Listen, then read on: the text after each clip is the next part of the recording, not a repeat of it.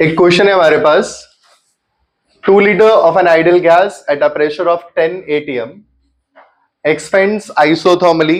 जो की पॉइंट है वो आपको ध्यान रखना है कि एक्सपेंशन जो हो रहा है वो आइसोथर्मल है, जहां पे टेम्परेचर 25 डिग्री सेल्सियस है और वो एक्सपेंड होके किस में जा रहा है, वैक्यूम। जब तक उसका वॉल्यूम 10 लीटर नहीं हो जा रहा तब तक वो एक्सपेंड कर रहा है। कहता है how much heat is absorb and how much work is done. ठीक है, अब हम देखते हैं कि हमारे पास जो हीट होता है वो -W के बराबर होता है, जहां हमारे पास प्रोसेस क्या होता है, आइसोथर्मल।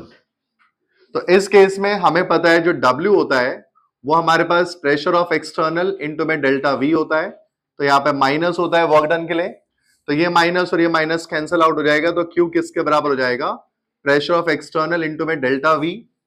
हम pressure of external into delta V की जगह हम लिख सकते हैं V2 माइनस V1 या VF माइनस VI भी लिख सकते हो आप।